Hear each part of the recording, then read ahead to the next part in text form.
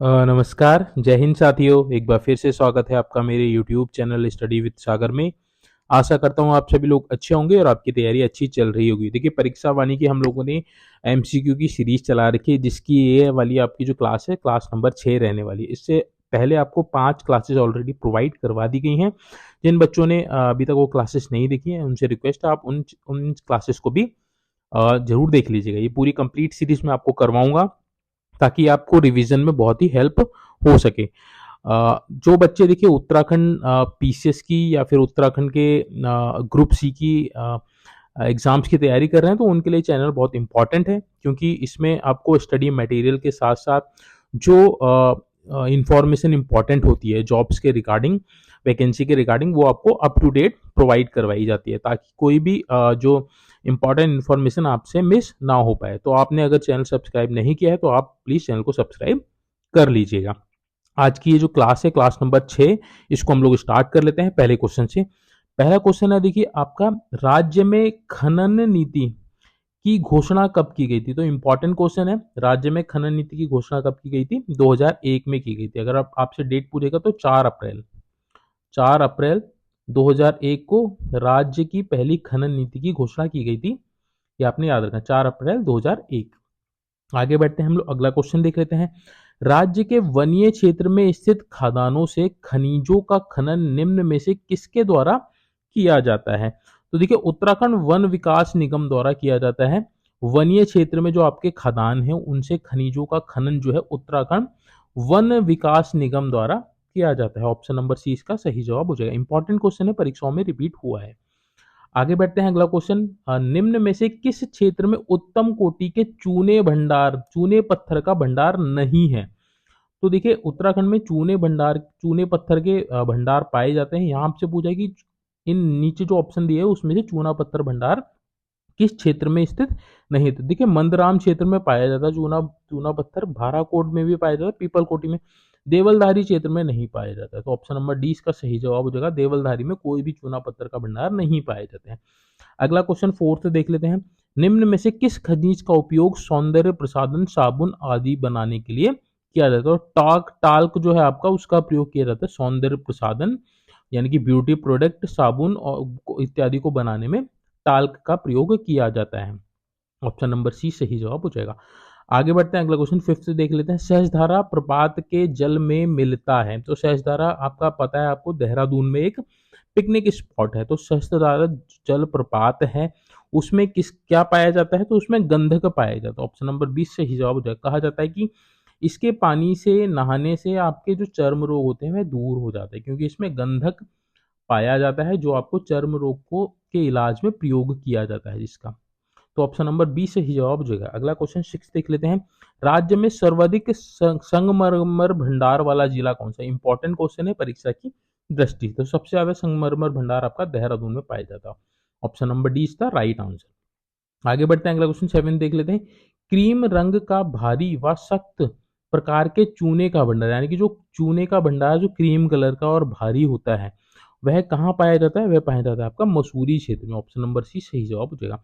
नैनीताल के काला डूंगी व रामगढ़ क्षेत्र में मिलता है। तो यहाँ क्या मिलता है? लोहा मिलता है। नैनीताल के काला डूंगी और रामगढ़, रामगढ़ भी आपका नैनीताल में ही आता है, काला डूंगी के आसपास ही का क्षेत्र है रामगढ़। तो कहाँ क्या पाया जाता है? लोहा पाया जाता है।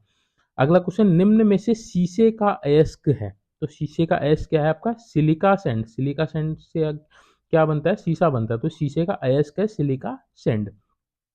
अगला क्वेश्चन, निम्न में से किसका उपयोग तापरोधी के रूप में किया जाता है? तो तापरोधी के रूप में एस्बेस्टस का प्रयोग किया जाता है। एस्बेस्टस का प्रयोग किया जाता है तापरोधी के रूप में। ठीक है, तो ऑप्शन नंबर सी सही जवाब हो जाएगा। निम्न में से किसका उपयोग स्नेहक के रूप में किया जाता है? तो ग्रेफाइट का प्रयोग किया जाता है स्नेहक के रूप में। ऑप्शन नंबर ए इसका राइट आंसर हो जाएगा। अगला क्वेश्चन, चूना पत्थर निम्न में से किस चट्टान का उदाहरण है? तो चूना पत्थर आपका रूपांतरित प्रकार की जो चट्टान होती है उसका उदाहरण है। चूना पत्थर रूपांतरित चट्टान होती है। ठीक है, आगे बढ़ते हैं, अगला क्वेश्चन। इनमें से कौन सा खनिज उत्तराखंड में पाया जाता है? तो देखिए, चूना पत्थर पाया जाता है, जिप्सम भी पाया जाता है, ग्रेफाइट भी पाया जाता है, तो सारे ही पाए जाते हैं। तो ऑप्शन नंबर डी सही जवाब हो जाएगा। आगे बढ़ते हैं हम लोग, अगला क्वेश्चन देख लेते हैं। अगला क्वेश्चन आपका देखिए, राज्य के पर्वतीय क्षेत्र की अधिकांशता मृदा का पीएच मान कितना है?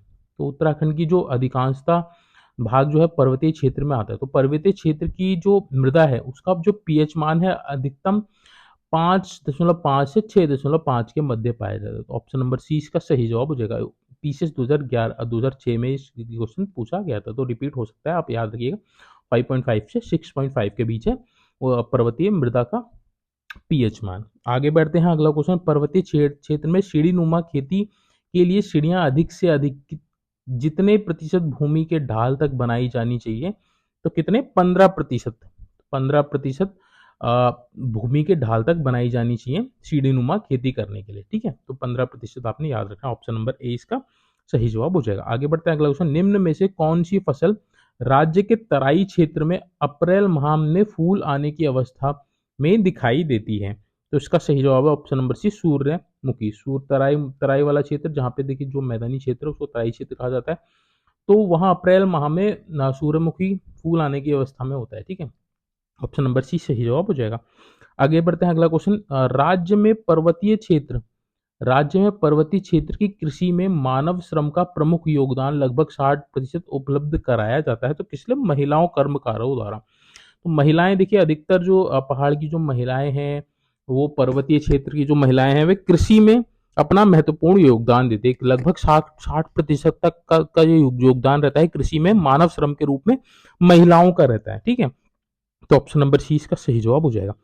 आगे बढ़ते हैं हम लोग, अगला फिफ्थ क्वेश्चन देख लेते हैं। फिफ्थ क्वेश्चन इंपॉर्टेंट है आपका, राज्य में दूध एवं दुग्ध उत्पाद को किस ब्रांड के नेम से बेचा जाता है? तो आंचल नाम से बेचा जाता है, ऑप्शन नंबर ए इसका सही जवाब हो जाएगा। जैव कृषि को प्रोत्साहित करने के लिए किस राज्य ने अपने को जैव राज्य घोषित किया है? तो जैव कृषि को प्रोत्साहित करने के लिए उत्तराखंड ने अपने को जैव राज्य घोषित किया है, ऑप्शन नंबर ए इसका सही जवाब हो जाएगा। आगे बढ़ते हैं हम लोग, अगला क्वेश्चन देख लेते हैं। उत्तराखंड में उगाई जाने वाली फसलों में सबसे महत्वपूर्ण समूह है? सबसे महत्वपूर्ण आपका गेहूं, धान, मंडुआ और आलू। तो ऑप्शन नंबर 20 का सही जवाब हो जाएगा। गेहूं, धान, मंडुआ और आलू, ये उत्तराखंड में उगाई जाने वाली प्रमुख फसलें हैं, ठीक है। आगे बढ़ते हैं हम अगला क्वेश्चन देख लेते हैं। एक तरफ आपको कथन दे रखा है, गढ़वाल में सीढ़ीदार कृषि पारिस्थितिकी है, यानी कि इकोसिस्टम है।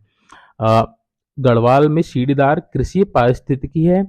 यह पहाड़ी ढालों पर भूमि तथा जल संरक्षण का समुचित उपाय है। तो इसका जो सही जवाब है ऑप्शन नंबर ए हो जाएगा। ए और आर दोनों सही हैं, और आर जो है एक ही सही व्याख्या करता है। ऑप्शन ए इसका राइट आंसर हो जाएगा 8वें का। आगे बढ़ते हैं, अगला question, Guinness book of world record में अल्मोड़ा दर्ज है। 6.6 मीटर ऊंचे एक पौधे को उगाने के लिए जो था, तो किसका पौधा था? ये मिर्च का एक पौधा था। कहाँ? अल्मोड़ा में। कितनी हाइट है इसकी? 6.6 मीटर ऊंचाई का ये पौधा है, किसका है? मिर्च का है। तो ऑप्शन नंबर सी सही जवाब हो जाएगा। आगे बढ़ते हैं, अगला क्वेश्चन इंपॉर्टेंट है, मोस्ट इंपॉर्टेंट क्वेश्चन है। उत्तराखंड में कृषि भूमि नापने का पैमाना है, तो कृषि भूमि नाली और मुट्ठी में नापी जाती है उत्तराखंड में, तो ऑप्शन नंबर सी सही जवाब हो जाएगा। उत्तराखंड में कृषि योग्य भूमि है लगभग, तो लगभग 13% भूमि जो है आपके में उत्तराखंड में वह कृषि योग्य भूमि है, ठीक है। आगे बढ़ते हैं, किस जिले को भारत सरकार ने लीची निर्यात जोन में सम्मिलित किया गया? तो देहरादून में खूब लीची होती है, तो इसको लीची निर्यात जोन भी कहा गया है, लीची प्रदेश भी कहा जाता है इसको, ठीक है। ये भी आपका मोस्ट इंपॉर्टेंट क्वेश्चन है। उत्तराखंड में एक नाली जमीन कितने वर्ग मीटर के बराबर होती है? तो एक नाली, जैसे आपको पता है कि नाली में और मुट्ठी में उत्तराखंड में जमीन मापी जाती है, तो एक नाली जो जमीन होती है वह कितने वर्ग किलोमीटर के बराबर होती है? वह होती है आपके 200 वर्ग किलोमीटर के बराबर। इंपॉर्टेंट क्वेश्चन, जरूर आप इसको याद करके जाइए। एक नाली 200 वर्ग किलोमीटर के इक्वल होती है। आगे बढ़ते हैं, अगला क्वेश्चन, कौन सा 2 वर्षीय फसल चक्र उत्तराखंड के वर्षा आश्रित क्षेत्रों में लोकप्रिय है? तो दो वर्षीय फसल चक्र कौन सा है उत्तराखंड में? वह आपका धान, गेहूं, मंडुआ और पड़ती। तो ऑप्शन नंबर सी सही जवाब हो जाएगा। धान, गेहूं, मंडुआ और पड़ती, ये 2 वर्षीय फसल चक्र है उत्तराखंड में, जो इंपॉर्टेंट है आपके परीक्षा की दृष्टि से। आगे बढ़ते हैं, अगला क्वेश्चन, उत्तराखंड में भकार का उपयोग होता है। तो ये इंपॉर्टेंट क्वेश्चन है, इसको भी आप याद करके जाइएगा। भकार किसको बोला जाता है? तो उत्तराखंड में जो खाद्यान्न संग्रह होते हैं उसको भकार कहा जाता है। खाद्यान्न संग्रह यानी कि जो खाने का जो सामान होता है, जो आपकी फसल होती है उसको संग्रह करने के लिए भकार का प्रयोग किया जाता है, ठीक है। ऑप्शन नंबर सी सही जवाब हो जाएगा। मेंथा फसल की रोपाई का सही समय है, तो मेंथा जो आपके देखिए दवाइयों में और जो आपका जैसे आपका नवरत्न तेल वगैरह जो भी ठंडी वाली जो दवाइयाँ वगैरह होती हैं, उसमें मेंथा का प्रयोग किया जाता है। तो मेंथा फसल की रोपाई का समय क्या है? मेंथा फसल की रोपाई का समय 15 से 30 जनवरी होता है। ये अधिकतर जो ठंडा मौसम होता है उसी में होती है आपकी, ठीक है। अगला क्वेश्चन, ऊपरी गंग नहर का उद्भव स्थान है, तो इम्पोर्टेंट है, पीसीएस 2003 में ये पूछा गया। ऊपरी गंग नहर कहाँ से निकलती है? तो ऊपरी गंग नहर आपकी हरिद्वार से निकलती है। ऑप्शन नंबर सी इसका सही जवाब है। विकेट बंदोबस्त कब हुआ था? इंपॉर्टेंट क्वेश्चन है, कब हुआ था ये आपका? ये हुआ था 1863 से 1873 में।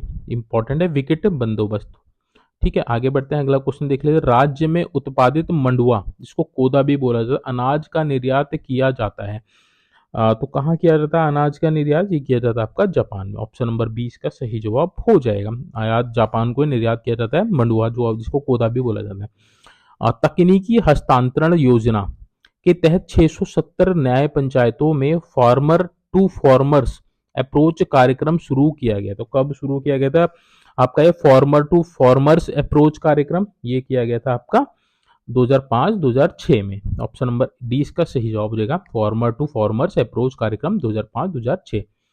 अगला क्वेश्चन, राज्य में चाय की खेती 1824 में सर्वप्रथम शुरू कराया गया था, तो किसके द्वारा कराया गया था? ये कराया गया था विस्प हैबर द्वारा। कब किया गया था? 1824 में। 1824 में राज्य में, उत्तराखंड राज्य में विस्प हैबर द्वारा चाय की खेती का सर्वप्रथम शुरू किया गया था। अगला क्वेश्चन 22वां, राज्य में व्यापक स्तर पर चाय की खेती को 1835 में प्रोत्साहित किया गया। तो 1824 में तो स्टार्ट किया गया था विस्पर हैपर द्वारा, 1835 में इसको प्रोत्साहित किया गया व्यापक स्तर पर बढ़ाने के लिए। तो किसके द्वारा किया गया था? ये किया गया था आपका डॉक्टर रायले ने। डॉक्टर रायले ने 1835 में चाय की खेती को व्यापक स्तर पर क्या किया था? प्रोत्साहित किया था। आगे बढ़ते हैं, अगला क्वेश्चन, राज्य में सर्वाधिक क्षेत्रफल खेती की जाने वाली दो फसलें कौन कौन सी हैं? तो ये इंपॉर्टेंट क्वेश्चन है, ये है आपका गेहूं और चावल। गेहूं और चावल सबसे ज्यादा क्षेत्रफल पर बोई जाने वाली फसलें हैं, ठीक है, गेहूं और चावल। आगे बढ़ते हैं, अगला क्वेश्चन, निम्न में से किस फसल की खेती राज्य के पहाड़ी क्षेत्रों में की जाती है? तो इसका जो सही जवाब है ऑप्शन नंबर सी है, झंगोरा। झंगोरा की जो खीर बनती है आपको पता होगा। झंगोरी की जो खेती है वह पहाड़ी क्षेत्रों में की जाती है, तो ऑप्शन नंबर सी सही जवाब हो जाएगा। राज्य में सर्वाधिक कृषि योग्य भूमि, ये इंपॉर्टेंट क्वेश्चन है, आप इसको जरूर याद करके जाइएगा। तो सबसे ज्यादा जो कृषि योग्य भूमि है वह आपके उधम सिंह नगर में है, जो ऑप्शन नंबर डी सही जवाब हो जाएगा। सबसे कम कृषि योग्य भूमि, सबसे अधिक तो आपको पता है क्या उधम सिंह नगर है। अगर बात करें सबसे कम कृषि योग्य भूमि वो किस जनपद में है? तो आपके रुद्रप्रयाग में। ऑप्शन नंबर डी इसका सही जवाब हो जाएगा। स्वतंत्रता के बाद राज्य में पहला भूमि बंदोबस्त कब हुआ? इंपॉर्टेंट क्वेश्चन है। तो स्वतंत्रता के बाद राज्य में सबसे पहला भूमि बंदोबस्त 1960 से 1964 में हुआ था, तो ऑप्शन नंबर सी सही जवाब हो जाएगा। पहला भूमि बंदोबस्त 1960 से 1964। अगला क्वेश्चन, कृषि गणना 2010-11 के अनुसार राज्य में कृषि जोतों की कुल संख्या कितनी थी? तो आपकी 9,13,000 थी 2010 और 11 के कृषि गणना के अनुसार, ठीक है। जोतों की संख्या 9,13,000।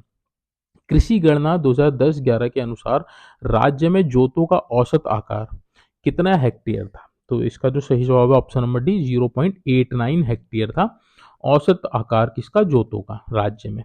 अगला क्वेश्चन, राज्य के पर्वतीय क्षेत्र में सिंचाई की सुविधा के अनुसार कृषि भूमि को 3 प्रकार में बांटा बांटा जाता है, निम्न में से कौन उन 3 प्रकारों में सम्मिलित नहीं है? आपसे पूछा है। तो इसका जो सही जवाब है ऑप्शन नंबर डी हो जाएगा, नम भूमि। तो देखिए 3 जो भाग हैं वो क्या है? तलाव भूमि, उपराव भूमि और इजरान भूमि। नम भूमि इसमें नहीं है, तो ऑप्शन नंबर डी इसका राइट आंसर हो जाएगा। आगे बढ़ते हैं, अगला क्वेश्चन 31, जब भूमि अधिक ढालू होती है, यानी कि उसमें ढाल अधिक है, तो सीढ़ीदार विधि से खेती की जाती है। इन खेतों में जुताई की जाती है, तो इन खेतों में जुताई कैसे की जाती है? तो आड़ी की जाती है। ऑप्शन नंबर 20 का सही जवाब हो जाएगा। जब सीढ़ीदार खेती करनी होती है तो आड़ी तिरछी इसमें क्या करनी पड़ती है? आड़ी जुताई इसमें करनी पड़ती है। अगला क्वेश्चन, राज्य में सर्वप्रथम किस औषधीय पौधे की खेती शुरू की गई थी? तो बेलाडोना। बेलाडोना एक औषधीय पौधा है जिसकी राज्य में सर्वप्रथम खेती शुरू की गई थी, तो ऑप्शन नंबर 20 का सही जवाब हो जाएगा। हम लोग आगे बढ़ते हैं, हम लोग अगला क्वेश्चन देख लेते हैं। राज्य में जिरेनियम की खेती की जाती है, जिरेनियम का मुख्य उत्पाद है, तो मुख्य उत्पाद क्या है आपका? सुगंधित तेल। सुगंधित तेल से जिरेनियम से सुगंधित तेल का निर्माण किया जाता है, उत्पाद का निर्माण किया जाता है। आगे बढ़ते हैं हम लोग, अगला क्वेश्चन देखते हैं। निम्न में से किन जिले में चाय की खेती नहीं होती थी? नैनीताल में होती है, अल्मोड़ा में होती है, चमोली में भी होती है, हरिद्वार में नहीं होती चाय की खेती। तो ऑप्शन नंबर इसका सही जवाब हो जाएगा। आगे बढ़ते हैं हम लोग, अगला क्वेश्चन 35। राज्य के किस जिले में एक अत्याधुनिक चाय उत्पादन की इकाई की स्थापना की गई है? तो कहाँ की गई है? बागेश्वर में की गई है, कौसानी में। Option number D is the right answer. आगे बढ़ते हैं हम लोग, अगला क्वेश्चन देख लेते हैं। अगला क्वेश्चन है आपका, निम्न में से कौन सी मृदा उत्तराखंड राज्य में गन्ने व एवं धान के पैदावार हेतु उपयुक्त है?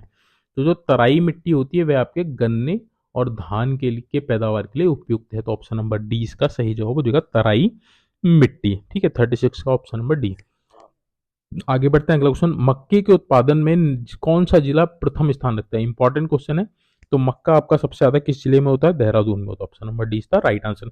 चावल का सर्वाधिक उत्पादन होता है, तो चावल का सर्वाधिक उत्पादन कहाँ होता है? ये होता है आपका उधम सिंह नगर में। ऑप्शन नंबर डी इसका राइट आंसर। आगे बढ़ते हैं हम लोग, अगला क्वेश्चन, राज्य में किस प्रकार के रेशम का उत्पादन होता है? इंपॉर्टेंट क्वेश्चन है, परीक्षाओं में कई बार ये रिपीट हुआ है। तो इसका जो सही जवाब है ऑप्शन नंबर उपयुक्त सभी, यानी कि मलवरी का भी होता है, टसर का भी होता है और मूंगा, ये तीनों आपकी क्या है? रेशम उत्पादन, रेशम की वो है किस्में हैं। तो मलवरी, टसर और मूंगा, ये सभी प्रकार के रेशम का उत्पादन होता है उत्तराखंड राज्य में। मलवरी, टसर और मूंगा।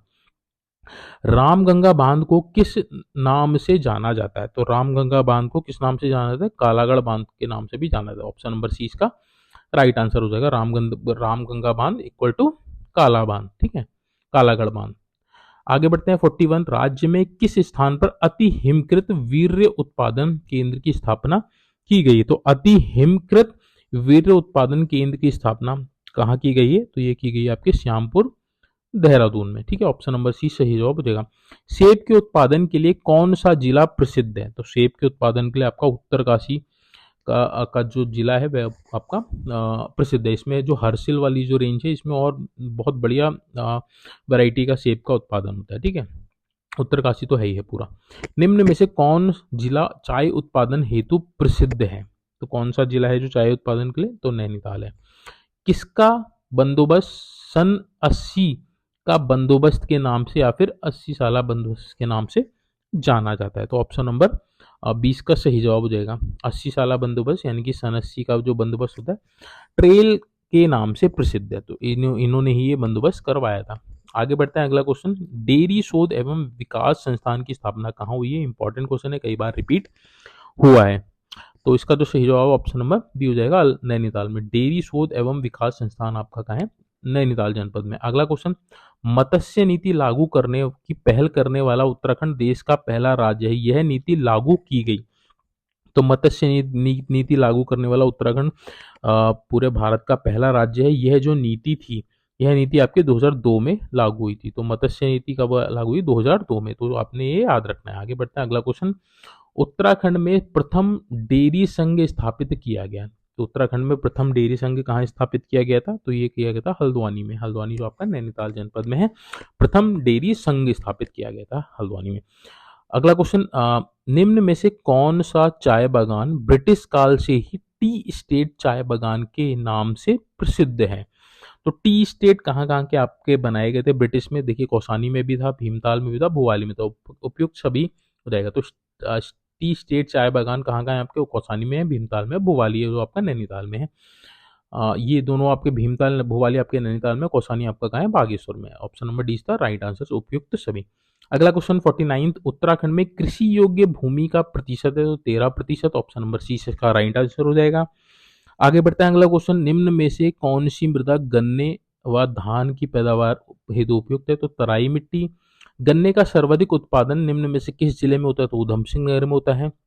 राज्य की सबसे पुरानी नहर जो 1854 में बनी थी, इंपॉर्टेंट क्वेश्चन है परीक्षा की दृष्टि से। सबसे पुरानी जो नहर है, कई बार पेपर में रिपीट हुआ है, ऊपरी गंग नहर जो है आपकी राज्य की सबसे पुरानी नहर है, जो 1854 में बनी थी। तो ये आपने याद रखना है, रिपीट होने के पूरे पूरे चांसेस हैं। राज्य के शुद्ध सिंचन क्षमता में सर्वाधिक योगदान किसका है? यानी कि जो शुद्ध सिंचित क्षमता, यानी कि किससे ज्यादा आपके खेतों की जो सिंचाई की जाती है, तो सबसे ज्यादा योगदान किसका है? नलकूपों का है। तो ऑप्शन नंबर 20 का सही जवाब हो जाएगा, नलकूपों के द्वारा।